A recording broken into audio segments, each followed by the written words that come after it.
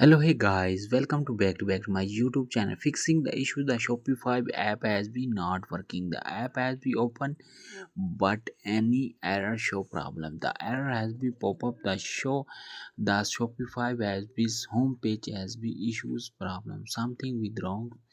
Three add technical problem. The Shopify then has privacy. This page has been loadings problems. Shopify has been problem the loading page issues button. Update this video to watching and properly the guideline updated starting now. And first of all, the channel subscribe to this, like this video.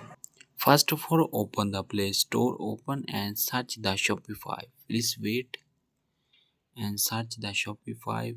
Recommended has been updated, new version the complete has been updated, starting has been update completed.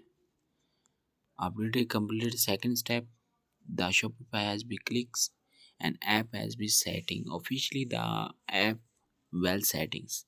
And first of all, permission the selected and location has been enabled now. And first of all, location has been enabled now, has been access. Second step, the phone devices completed has been enabled.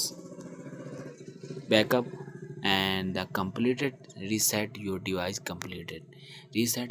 is completed and starting the Shopify has been app open but any problem solved.